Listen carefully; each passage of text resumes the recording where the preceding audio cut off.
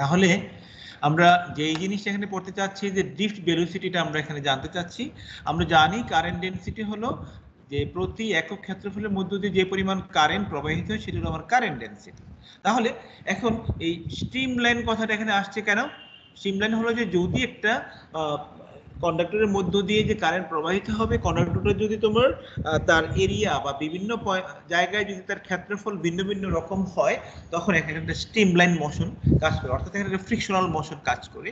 তো এখানে এই যেখানে তার ক্ষেত্রফল বেশি সেখানে কারেন্ট ডেনসিটি কম, যেখানে ক্ষেত্রফল কম সেখানে কারেন্ট ডেনসিটি বেশি। ওকে, এখন এই ড্রিফট ভেলোসিটিটার সংজ্ঞা যদি আমরা খেয়াল করি, যখন এখানে কোনো প্রকার তোমার এই কন্ডাক্টরের মধ্যে, আমরা জানি কন্ডাক্টরের ভিতর দিয়ে ইলেকট্রনগুলা, কন্ডাক্টরের মধ্যবর্তী ইলেকট্রনগুলা এখানে তার র্যান্ডমলি মুভ করতে, চারিদিকে এটা মানে কারেন্ট না থাকলেও সেটা র্যান্ডমলি মুভ করে, নিজেদের মধ্যে অটোমেটিক মুভ করে।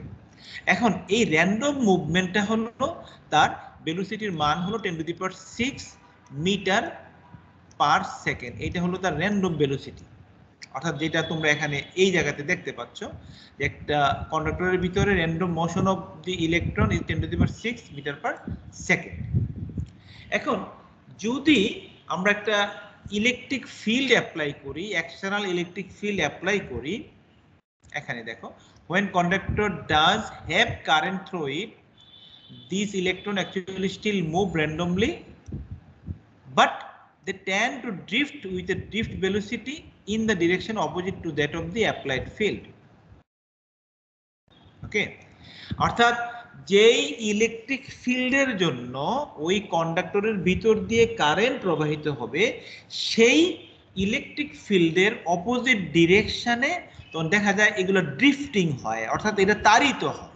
ওকে, আমি ইলেকট্রিক ফিল্ড যেদিকে অ্যাপ্লাই হবে তার অপোজিট ডিরেকশনে ইলেকট্রনগুলো তোমার তাড়িত হবে, তো পজিটিভ চার্জ তো ইলেকট্রিক ফিল্ডের দিকে হবে, এটা মাথায় রেখো। তাহলে যখনই আমার এই ইলেকট্রিক ফিল্ড অ্যাপ্লাই করা হলো, তখন আমরা ইলেকট্রনগুলো র্যান্ডমলি মুভ করতেছে ঠিকই, র্যান্ডমলি মুভিং ঠিকই, ওকে, র্যান্ডম মুভিং, বাট তারা করে কি ইলেকট্রিক ফিল্ডের দিকে, যেখানে যার জন্য ইলেকট্রিক কারেন্ট তৈরি হলো তার অপোজিট ডিরেকশনে তারা আস্তে আস্তে কেমন যেন কেঁপে কেঁপে যায়। হ্যাঁ, এটা মানে ড্রিফটিং করে আর কি। হ্যাঁ, এই ভেলোসিটিটাকে বলা হয় ড্রিফট ভেলোসিটি বা তারণ বেগ। এই তারণ বেগ আমরা নরমালি কপার কন্ডাক্টরের জন্য, অর্থাৎ যেগুলো আমরা ইলেকট্রিক কানেকশনে যে সকল তার ব্যবহার করা হয় সেই সকল তারের ক্ষেত্রে, অর্থাৎ কপার তারের জন্য এই ড্রিফটিং ভেলোসিটি হলো 10⁻⁵ metre per second or 10⁻⁴ metre per second, but random motion locate the point, this is 10⁶ metre per second. এখন এই ড্রিফট ভেলোসিটির সম্পর্ক বের করার জন্য আমরা একটা কন্ডাক্টর কনসিডার করলাম, যেই কন্ডাক্টরের লেন্থ হলো L। আমরা একটা লেন্থ এই যে এখানে দেওয়া আছে, দেখো লেন্থ L কনসিডার করলাম। এই L লেন্থ, তার ভিতরে কারেন্ট প্রবাহিত হচ্ছে I, এবং পজিটিভ চার্জ আমরা কনসিডার করলাম, ফলে তার ড্রিফটিং ভেলোসিটিটা হলো ইলেকট্রিক ফিল্ডের দিকে থাকবে। তাহলে let us consider the fact, এখানে আছে দেখো, এই যে ইলেকট্রিক ফিল্ড E অ্যাপ্লাই করা হলো, তারপরে তার ক্রস সেকশনাল এরিয়া A এবং কারেন্ট ডেনসিটি J কনসিডার করছি, আর ড্রিফট স্পিড হলো আমরা B ধরলাম। তাহলে এখানে তার যদি চার্জ ডেনসিটি যদি n হয়, চার্জ ডেনসিটি n হইলে সেই ক্ষেত্রে ওই লেংথের মধ্যবর্তী চার্জের পরিমাণটুকু হচ্ছে এই তার টোটাল ভলিউম হলো AL, একক ভলিউমের চার্জ হলো n। তাহলে এই L দৈর্ঘ্যের মধ্যে, অর্থাৎ আমরা যদি এরকম একটা লেংথ নেই, এরকম একটা লেংথ নিলাম, এই লেংথের L যদি হয়, তার ভলিউম ক্ষেত্রফল হলো A, তাহলে তার ভলিউম হচ্ছে কত AL, আর একক ভলিউমের চার্জ হলো n সংখ্যক। তাহলে এখানে টোটাল Na, L হলো তার মোট চার্জ, একটা ইলেকট্রনের চার্জ হলো E, তাহলে মোট চার্জ হবে NaLe, আর যেইটাকে আমরা ডিফাইন করছি Q হিসেবে। ওকে, এই এখন আমরা যদি ড্রিফট স্পিড নিয়ে কনসিডার করতেছি, তাহলে ড্রিফট স্পিডের ক্ষেত্রে আমার এই ভেলোসিটি ক্যালকুলেশনটুকু করতে হবে। এখানে আমরা যদি দেখি, যে এই জায়গায় এই চার্জের পরিমাণ হলো n q সমান NaLe, আর যদি ড্রিফট ভেলোসিটি আমরা এই ভেলোসিটি সে মুভ করে তাহলে l দৈর্ঘ্য তার পাসিং আউট হইতে তার সময় লাগবে L/BD। আপত্তি আছে এখানে কারো? দৈর্ঘ্য জানি, তাহলে লেংথ জানা থাকলে তার ভেলোসিটি আমরা এইটুকু ক্যালকুলেশন করতে পারি। তাহলে আর এখানে দেখো আমরা তো এই যে বিদ্যুৎ অর্থাৎ কারেন্ট সমান Q/T, এখান থেকে এই টিটাকে আমরা এখানে বসিয়ে দিলাম, এখানে বসিয়ে দিলে আর এই কিউটাকেও এইটুকু বসিয়ে দিলাম, বসিয়ে দিয়ে কাটাকুটি করে এই যে n সমান NaEBD পাচ্ছি। আর এখান থেকেই আমরা এই চার্জ অর্থাৎ ড্রিফট ভেলোসিটিটাকে আমরা লিখতে পারি I/NaE, আর যেটাকে তোমরা ইন্টারমিডিয়েটে দেখে আসছো BD অর্থাৎ ড্রিফট ভেলোসিটি সমান J/NE, যেখান থেকেই আমরা এটাকে ভেক্টরিয়াল সিম্বল হিসাবেও লিখতে পারি যে এই কারেন্ট ডেনসিটি সমান BD/NE। এটা কি দেখছো ইন্টারমিডিয়েটে? Yes sir. কিন্তু ডেরিভেশন করছো এটা? স্যার বইয়ে আছে স্যার ডেরিভেশনটা। Yes, sir. NaVe দিয়ে NaVe হিসেবে আছে, তাই না? ওকে, এখানে উঠে পড়লাম। তাহলে কারেন্ট ডেনসিটি সমান J সমান NaBD। তো নেগেটিভ চার্জের জন্য তোমার Ne নেগেটিভ এবং J and BD হবে অপোজিট সাইড, আর পজিটিভ চার্জের জন্য J এবং BD হবে একই ডিরেকশনে। ওকে, তো এখানে এই প্রবলেমগুলো একটু দেখবা, এই কারেন্ট ডেনসিটির প্রবলেম এখানে আছে, এই যে প্রবলেম। ওকে,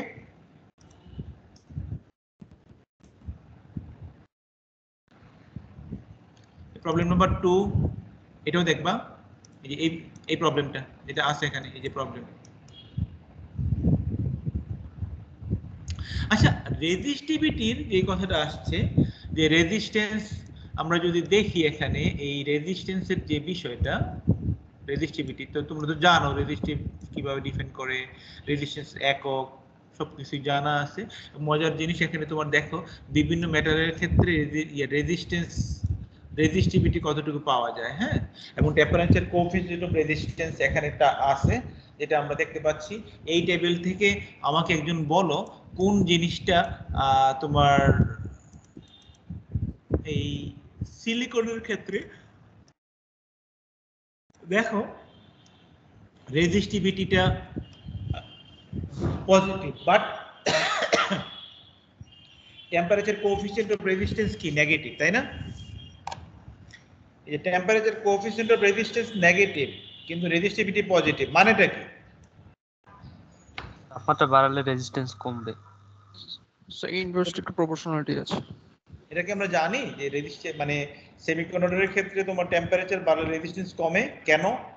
স্যার এই আলফার মানটা নেগেটিভ হলে এরকম হবে স্যার কি মানে নেগেটিভ হলে এরকম হবে, আর মানটা নেগেটিভ কেন? এই ফ্রি ইলেকট্রন বৃদ্ধি পায় এজন্য ইন্টারমিডিয়েট একটা প্রশ্ন থাকে যে পরিবাহীর ক্ষেত্রে তাপমাত্রা বাড়ালে রোধ বাড়ে কিন্তু অর্ধপরিবাহীর ক্ষেত্রে তাপমাত্রা বাড়ালে রোধ কমে। অর্ধপরিবাহীর ক্ষেত্রে এই যে তাপমাত্রা বাড়ালে রোধ কমে, এই যে রেজিস্টিভিটি কমে তাপমাত্রা বাড়লে স্যার কিছু মুক্ত ইলেকট্রন বৃদ্ধি পায়, সেজন্য পরিবাহিতা বাড়ে, সেভাবে মানে অপোজিট দিয়ে ধরতে গেলে রোধ কমে। তো তাপমাত্রা বাড়ালে পরিবাহীর ক্ষেত্রে মুক্ত ইলেকট্রন বাড়ে নাকি পরিবাহীর ক্ষেত্রে মুক্ত ইলেকট্রনের থেকে বন্ধী ইলেকট্রনগুলো পরস্পর ধাক্কাধাক্কি করে বেশি, কোনটা? স্যার ধাক্কাধাক্কি স্যার বেশি করে। পলিউশন রেটটা বেড়ে যায় স্যার। হ্যাঁ, সেটা হলো বিষয়, মানে অর্থাৎ কন্ডাক্টরের ক্ষেত্রে আমার ব্যালেন্স ব্যান্ড কন্ডাকশন ব্যান্ড তো অলরেডি ফিল থাকে, তাই না? সেখানে তো কোনো ভ্যাকেন্সি থাকে না, ফলে ওই বন্দি ইলেকট্রন পরস্পর নিজ নিজ অরিজিনে থাইকা এটা পরস্পর কাঁপতে থাকে, এভাবে কাঁপে, এটা তো ছুটে যায় না, ফলে এই দিক দিয়ে মুক্ত ইলেকট্রন যাওয়ার সময় তার বাধাটা আরো বেশি বাধাপ্রাপ্ত হয়, তখনই বলা হয় যে রেজিস্ট্যান্স বেড়ে যায়। আর সেমিকন্ডাক্টরের ক্ষেত্রে কি ঘটে, এখানে তো হাফ ফিল্ড আছে, ফলে এইটা এখানে জাম্পিং করো, ফলে এখানে আরো পথ তৈরি হয়ে যায়, মুক্ত ইলেকট্রনে যাওয়ার জন্য আরো মুক্ত জায়গা তৈরি হয়ে যায়, তাই না? তখন আমরা বলি তার এই টেম্পারেচার কোএফিসিয়েন্ট অফ রেজিস্টিভিটিটা কমে মানে নেগেটিভ, অর্থাৎ তার রেজিস্ট্যান্স কমে যায়। এটা কিন্তু পরে আসতো ইন্টারমিডিয়েটে। ওকে, তাহলে এখানে দেখো রেজিস্টিভিটির ইকুয়েশন, এটা হলো ওহমের সূত্রের একটা অ্যানাদার ফর্ম। এগুলো তোমরা মোটামুটি জানো। এই যে ইলেকট্রিক ফিল্ড ই সমান সমান রো জি, এটা আইসোটোপিক ম্যাটেরিয়ালের জন্য তোমার এগুলা হয় যে ইলেকট্রিক ফিল্ড সমান রো জি থাকে, এবং এটা হলো তোমার কন্ডাক্টিভিটি সমান 1/σ। আর এইটাকে আমরা লিখতে পারি এই যে জে সমান সমান সিগমা ই, কারণ এটাকে যদি এখানে বসিয়ে দাও এই জায়গাতে, তখন জে সমান সমান সিগমা ই লিখতে পারি।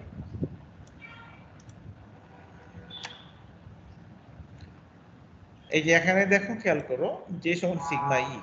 আর এইটাকে এবং এই দুইটাকে আসলে ওহমের সূত্র।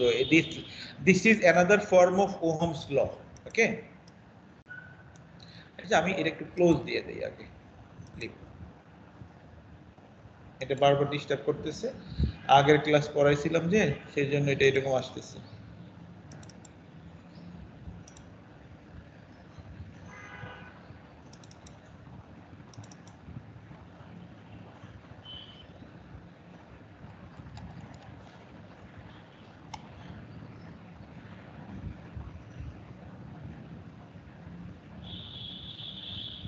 ওকে, তাহলে আমরা যে জিনিসটা বলতে চাচ্ছি, এই যে electric field equals rho J অথবা জে ইকুয়াল সিগমা ই।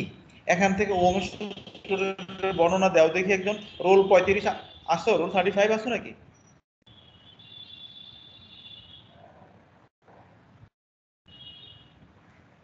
রোল 29 আসো?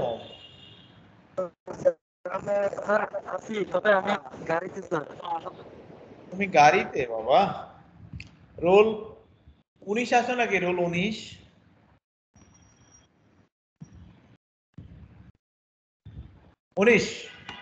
নাই? রোল 12 আসো নাকি? Yes sir. তুমি আমি এটাকে বলছি ওহমের সূত্র। এটাকে কেন ওহমের সূত্র বললাম, তুমি এটা ডিফাইন করো। এখান থেকে ওহমের সূত্রের সংজ্ঞা দাও তুমি।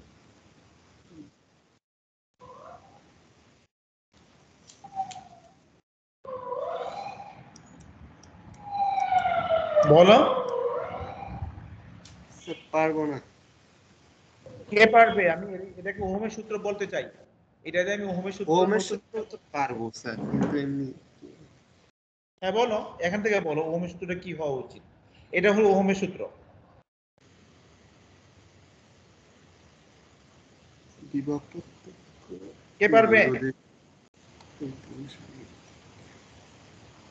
আমরা ওহমের সূত্র পরে আসছি, আই সমানুপাতিক বি। বিভব পার্থক্য তড়িৎ প্রবাহের সমানুপাতিক।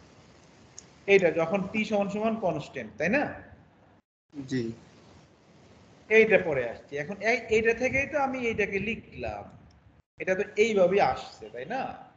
এখান থেকে দেখো, আমি যদি এটাকে মানে এ দিয়ে ভাগ দিই, তাহলে কত হচ্ছে? এই কারেন্ট ডেনসিটি চলে আসলো, এখানে সমানুপাতিক চলে আসলো, বি বাই এ জি আসলো। স্যার, জি স্যার।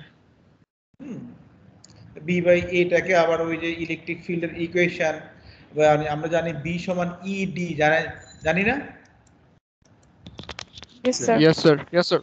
এখান থেকে কি সব জিনিস, ডিটা হলো কি লেংথ হিসাবে আসছে এখানে, তাই না? ওইসব জিনিসগুলো রিলেশনগুলোকে সেখানে থেকে এরিয়াটাকে যদি বাদ দিয়ে মানে ইয়ে করে কনভার্ট করলে এখান থেকে এটা কারেন্ট, এই যে ওহমের সূত্রটা হিসাবে আসতেছে। তো আমরা যদি এটা ওহমের সূত্র হিসেবে দৌড়ি, তাহলে এখান থেকে ওহমের সূত্র হিসাবে আমি এটাকে সংজ্ঞায়িত করতে পারি এইভাবে যে স্থির তাপমাত্রায় কোন একটা মেটালের মধ্য দিয়ে যে কারেন্ট প্রবাহিত হয়, তাহলে তার তড়িৎ বা কারেন্ট ডেনসিটি ওই সময়ে তার যে তড়িৎ ক্ষেত্র তৈরি হচ্ছে, ইলেকট্রিক ফিল্ড তৈরি হচ্ছে, সেই তড়িৎ ক্ষেত্রের সমানুপাতিক। বলতে পারি কি না পারি না? জি স্যার, বলা যায় স্যার, বলা যায় স্যার। কারণ এই তড়িৎ ক্ষেত্র তো আর চেঞ্জ হবে না যদি আমি অ্যাপ্লাইড ফিল্ডটাকে যদি ফিক্সড রাখি। এখানে এই শুধু রেজিস্টিভিটিটা চেঞ্জ হবে, রেজিস্টিভিটি বা কন্ডাক্টিভিটি চেঞ্জ হবে। তো এখানে কন্ডাক্টিভিটি চেঞ্জ হবে কখন? যদি তার টেম্পারেচার চেঞ্জ হয়, তাই না? ঠিক আছে, এনিওয়ে তাহলে এখান থেকেই দেখো ওই যে রেসিপিটি কথাগুলি আনছে, আবার দেখো এই যে এখান থেকে কিভাবে চলে আসছে, এই মজার জিনিস রেসিপিটি কিভাবে আসলো। তো এখান থেকে তোমার আমরা একটু আগে বলেছিলাম যে রেজিস্ট্যান্স মানে টেম্পারেচার যে কমে সেটাকে আমরা জানি টেম্পারেচার কোএফিসিয়েন্ট অফ রেজিস্টিভিটি বলা হয়। সেই ইকুয়েশনটা হলো এখানে, এই ইকুয়েশনের ভিতরে আলফাটাই হলো টেম্পারেচার কোএফিসিয়েন্ট অফ রেজিস্টিভিটি, এবং সেটা নেগেটিভও হতে পারে পজিটিভও হতে পারে। অধিকাংশ ক্ষেত্রে পজিটিভ হয়, শুধুমাত্র সেমিকন্ডাক্টরের ক্ষেত্রে হলো টেম্পারেচার কোএফিসিয়েন্ট অফ রেজিস্টিভিটিটা হয় নেগেটিভ, অর্থাৎ তার রেজিস্ট্যান্স ফল করে টেম্পারেচার বাড়লে। কারণটা হলো মুক্ত ইলেকট্রনগুলো খুব ফ্রিলি মুভ করে, কারণ ব্যালেন্স ব্যান্ড ওই যে তোমার বন্দি ইলেকট্রনগুলো ছুটে যায়। তো এখানে যে প্রবলেম আছে ভাই এগুলো একটু দেখবা, সহজ ভাষায় আছে। যদি আমি সিগমা দ্বারা ভাগ দিই তাহলে কি রোধ পাওয়া যাবে? কোনটা? বিভবকে যদি সিগমা দ্বারা ভাগ দিই। বিভবকে সিগমা দ্বারা ভাগ দিবা কেন? কোনটা, কোথায় দেখি, কোন জায়গায়? স্যার বিভব না, সরি স্যার, ভলিউম। ভলিউমকে সিগমা দ্বারা ভাগ দিলে কি রোধ পাওয়া যাবে? তুমি এটা ক্যালকুলেশন করে দেখো কি কি দাঁড়ায়। আমি এখানে তো ভলিউম তো এই এ এল এল কিন্তু এখানে আসছে, তাই না? Length by area rho l জিনিসগুলো আসছে। দেখো তুমি এখানে দেখো এই ভি সমান ই, এইটুকু হলো তোমার যে প্রশ্নটা হলো রোধের বিষয়টা। এখান থেকে দেখো তুমি এটা ক্যালকুলেশন করে দেখতে পারো। তুমি ভলিউম রোধকে ভলিউম দিয়ে ভাগ দিলে না ভলিউমকে তোমার ইয়ে সিগমা দিয়ে ভাগ দিলে, তুমি বলতেছো কোনটা? স্যার ভলিউমকে সিগমা দিয়ে ভাগ দিলে। ভলিউমকে সিগমা দিয়ে ভাগ দিলে, ভলিউম হলো এ এল ভলিউম, ভলিউমকে সিগমা দিয়ে ভাগ দিলাম, তো দিলাম। হ্যাঁ, এটা কি রোধ আসবে? এটা সমান কি রোধ লেখা যায়? এইটাই তো সিগমা, এটা না? হ্যাঁ, ইয়েস স্যার।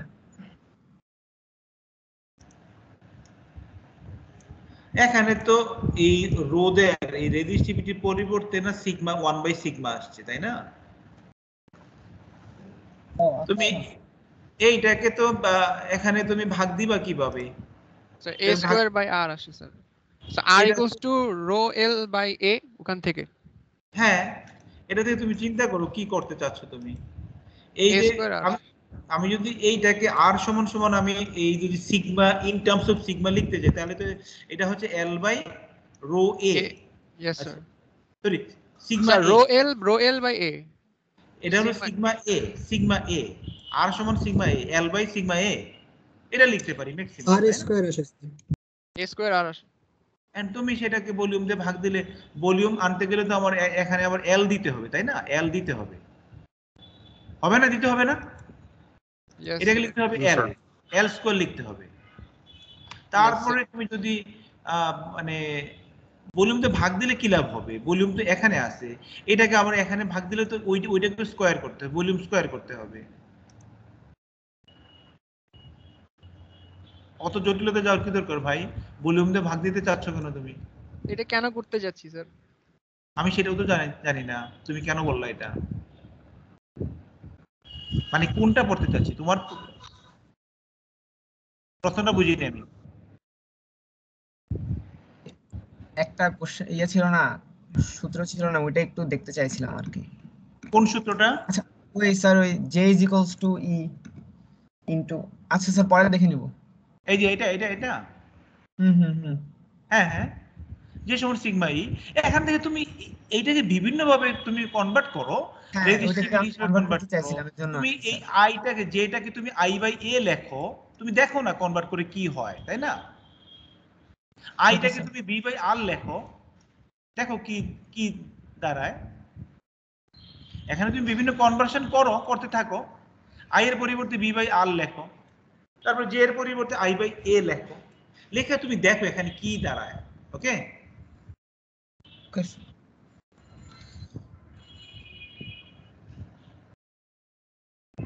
আচ্ছা এটা একটু দেখবা। তারপরে এই ওহমের সূত্র তো তোমরা জানো, যেটা আছে এখানে যদিও। তো ওহমের সূত্রটার মধ্যে আমাদের যে জিনিসটা গুরুত্ব দিয়ে পড়তে হবে সেটা হলো মাইক্রোস্কোপিক ভিউ অফ ওহমস ল।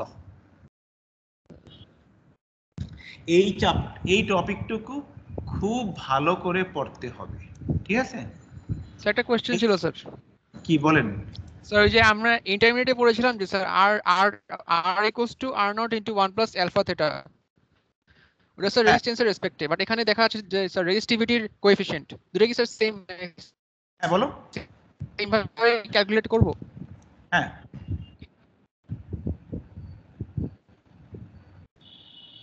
এখানে এই জায়গায় তুমি বলতে চাচ্ছ, তাই তো?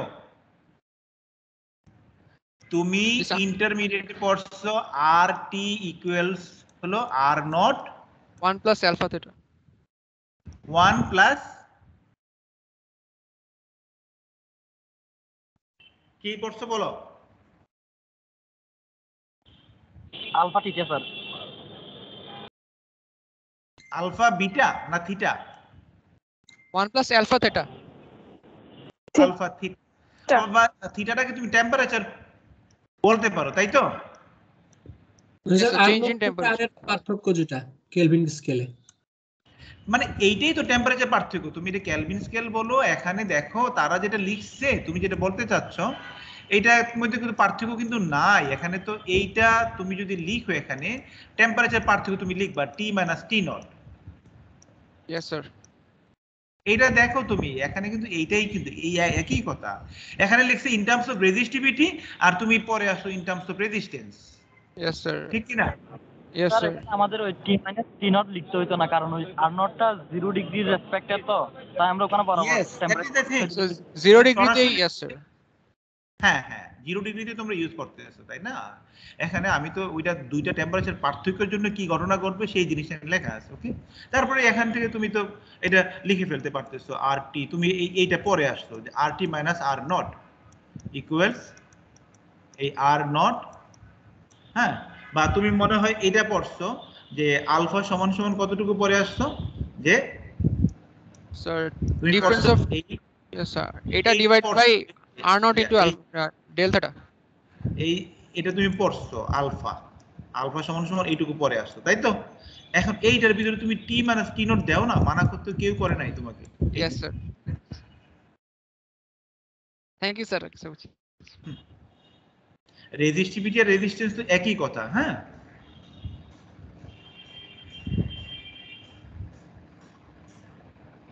ওকে, তাহলে ওহমের সূত্রটা আমরা তো জানি। এখন শুধুমাত্র এটাকে একটু কষ্ট করে মাইক্রোস্কোপিক পয়েন্ট অফ ভিউ থেকে ওহমের সূত্রটা পড়ে ফেলতে হবে, হ্যাঁ? ভালো করে দেখবা এটা। এবং এখানে ক্লাসিক্যাল ফিজিক্স অ্যাপ্লাই করা হয়েছে, এবং এই ম্যাক্সওয়েল স্পিড ডিস্ট্রিবিউশন, যেই ক্ষেত্রে তোমরা যদি খুব ভালোভাবে একটু পড়তে চাও, সেখানে সেকশন 19.7 এটা দেখতে পারো। আসলে যে এখানে যে উদ্দেশ্যটা আসছে তোমার, যে ওহমের সূত্রটা মেটালের ক্ষেত্রে বা কন্ডাক্টরের ক্ষেত্রে কি ঘটে, একটা কন্ডাক্টর একটা তো নিয়ম মেনে চলে, হ্যাঁ? তো সেই নিয়মটা যদি আমি মাইক্রোস্কোপিক পয়েন্ট অফ ভিউ অর্থাৎ ইলেকট্রনিক লেভেল থেকে ক্ষুদ্রাতি ক্ষুদ্র ইলেকট্রনের জন্য যদি আমরা এটা কনসিডার করি, সেই ক্ষেত্রে মেটালটা যে বিহেভিয়ার করবে, তাহলে ওহমের সূত্রটাও সেই রকম করে মানে ওই রুলটা মেনে চলবে। তো আমরা এখানে এই জানি যে ইলেকট্রনগুলি কন্ডাক্টরের মধ্যে র্যান্ডমলি মুভ করে, যে র্যান্ডম মুভ করতেছে, এইভাবে ছোটাছুটি করতে থাকে, চারিদিকে মুভ করতে থাকে, তাই না? এটা এখন এই জায়গায় মুভ করার পাশাপাশি তার একটা ড্রিফট ভেলোসিটি কাজ করে ইলেকট্রিক ফিল্ডের অপোজিট ডিরেকশন। আমরা যেহেতু এটা ড্রিফট ভেলোসিটি থাকে, দেখা গেছে যে তার এই যে এখানে এই যে ড্রিফট ভেলোসিটি যেটা আছে এখানে, এই যে ড্রিফট ভেলোসিটি, আর এখানে তার র্যান্ডম ভেলোসিটি যেটা আছে, তার ইফেক্টিভ ভেলোসিটির এই জায়গায় আমরা ইফেক্টিভ ভেলোসিটি আমরা ডিফাইন করলাম। এই ইফেক্টিভ ভেলোসিটির কত অংশ? এই 10⁻⁻13 অংশ আছে, তাই না? এই যে 10 টু দি মাইনাস 13। তোমরা নিশ্চয়ই বুঝতে পারতেছো ইফেক্টিভ ভেলোসিটিটা অলমোস্ট 10 টু দি পাওয়ার 6 এর সমান। দেখো 10 টু দি পাওয়ার 6 মানে প্লাস 6 এর সমান, তাই না?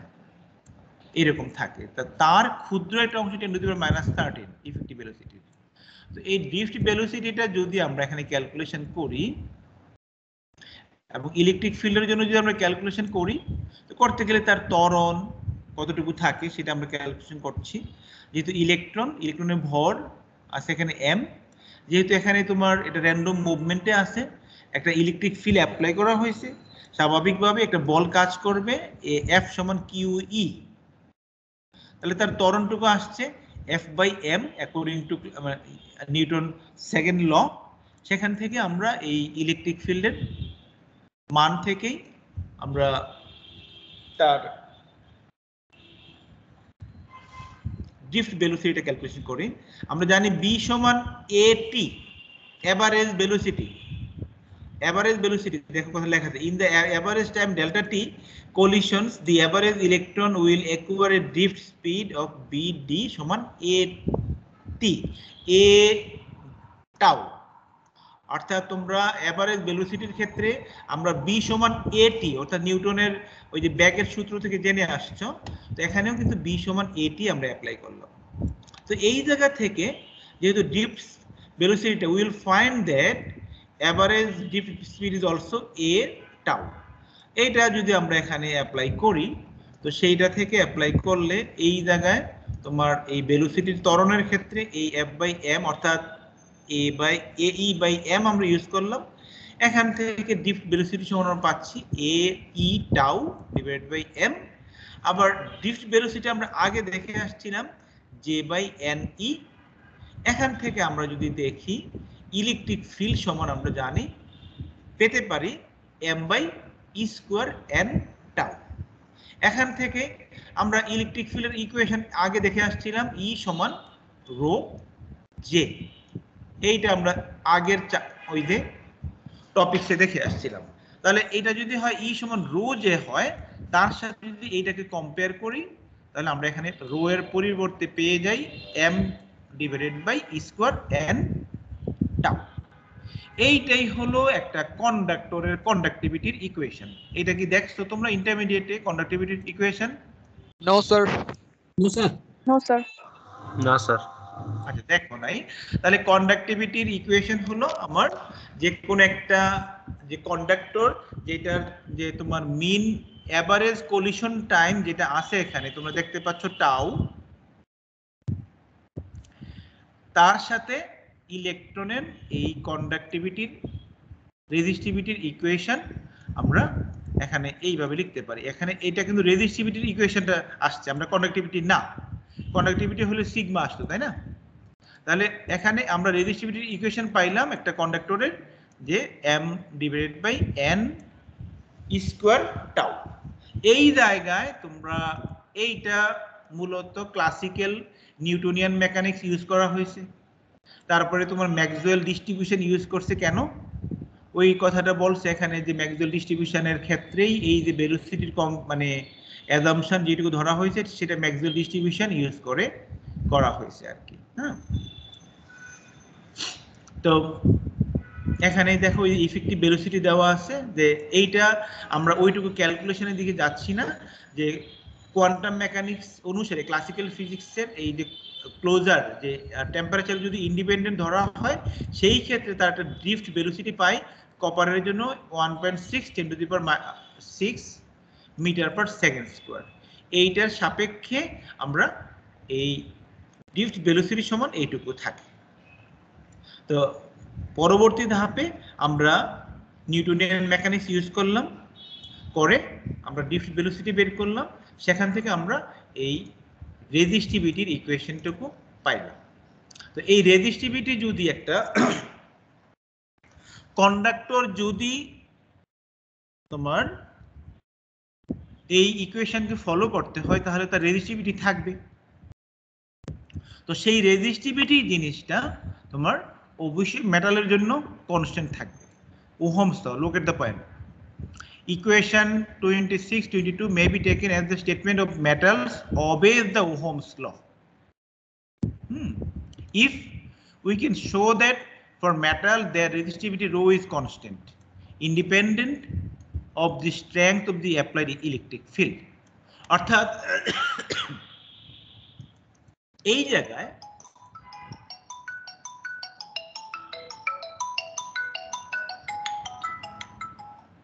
সাবমিট আর 1 মিনিট শেষ করে দিচ্ছি। হ্যাঁ আচ্ছা আচ্ছা আচ্ছা আচ্ছা ম্যাসেজ ওকে ওকে ওকে ওকে। তাহলে এখানে এই জায়গাতে দেখো যে রেজিস্টিভিটিটা তোমার কনস্ট্যান্ট আছে, ইন্ডিপেন্ডেন্ট আছে, ফলে এই অ্যাপ্লাইড ফিল্ডের যদি এটা ইন্ডিপেন্ডেন্ট হয় তখন আমরা বলতে পারি মেটালের রেজিস্টিভিটিটা কনস্ট্যান্ট আছে। আর আমরা ওহমস ল এর ক্ষেত্রেও জানি যদি টেম্পারেচার কনস্ট্যান্ট থাকে, আর টেম্পারেচার কনস্ট্যান্ট থাকলে অবশ্যই রেজিস্টিভিটি কনস্ট্যান্ট থাকবে। এখানে মূলত এই জায়গাটাতেই হলো microscopic point of view of the Ohm's law.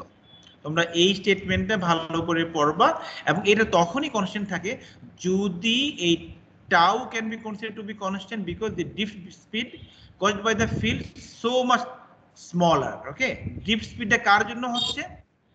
Electric field apply করলে ড্রিফট স্পিড তৈরি হয়। ওকে, এই জন্য ড্রিফট স্পিডের সাথে এই টাউটা খুবই ইন্ডিপেন্ডেন্ট, নগণ্য থাকে বলে এটা খুব hardly affected by the electric field, মানে ইলেকট্রিক ফিল্ড দ্বারা খুব বেশি ইফেক্টেড হয় না। এই জন্য আমরা এখান থেকে বলতে পারি যে ইলেকট্রিক ফিল্ড এই এর সাথে এই রো এর মানটা তেমন চেঞ্জ হচ্ছে না, অর্থাৎ রেজিস্টিভিটিটা কনস্ট্যান্ট থাকে, অর্থাৎ তার ওহমস ল ওই মেটালটা মেনে চলে। স্যার যে কোনো ইলেকট্রিক ফিল্ড দিলেই স্যার কলিশন টাইম বা টাউ এর মানটা সেমই ধরা হয়, কনস্ট্যান্ট ধরা হয়? আমি কিন্তু একটা ইলেকট্রিক ফিল্ড যখন তুমি দিচ্ছ সেটা তো তোমার একটা পর্যায়ে কনস্ট্যান্ট করে দিচ্ছ, তাই না? সেটা তুমি মানে একটু পর একটা বাড়াই দিলাম আবার কমাই দিলাম, তা তো তুমি করতেছো না, তাই না? Yes sir, yes sir. হ্যাঁ, আমি যখন একটা কনস্ট্যান্ট ইলেকট্রিক ফিল্ড দিলাম ওই অবস্থায় তার যে কলিশন টাইমটা খুবই ছোট এবং এই ড্রিফট স্পিডটাও যেহেতু খুব তোমার ছোট থাকে, ফলে এই ফিল্ডের সাপেক্ষে এটা খুবই ছোট হওয়াতে এই এফেক্টিভ স্পিডের উপরে তেমন কোনো প্রভাব পড়ে না। এফেক্টিভ স্পিডটাও অলমোস্ট সেম থাকে, এবং যেটা এই ইলেকট্রিক ফিল্ড দ্বারা এই টাইমটা কলিশন টাইমটা অলমোস্ট আনএফেক্টেড থাকে। আর আনএফেক্টেড থাকলেই এইটা কনস্ট্যান্ট থাকবে। এখানে তো তুমি দেখো এইটুকু তো কনস্ট্যান্ট, তাই না? Yes sir, constant. শুধুমাত্র টাউটাও হলো পরিবর্তন কার জন্য? ইলেকট্রিক ফিল্ডের জন্য। তাহলে ইলেকট্রিক ফিল্ড যদি হার্ডলি কনস্ট্যান্ট থাকে তাহলে এটা তেমন চেঞ্জ হবে না। এটাই হলো মূলত মূল কথা। Yes sir. তো আমরা এই চ্যাপ্টার মোটামুটি শেষ। তোমরা এই যে স্যাম্পল প্রবলেমগুলো একটু দেখবা, এই যে কপারের জন্য টাউয়ের কথাবার্তা আছে, আর এই যে পাওয়ার ইন ইলেকট্রিক সার্কিট আমরা যদি পড়ার দরকার লাগে না আগামী ক্লাসে আমরা দেখবো আর কি। ওকে, আমি এই ক্লাসটা শেষ করে দিচ্ছি আর কি। হ্যাঁ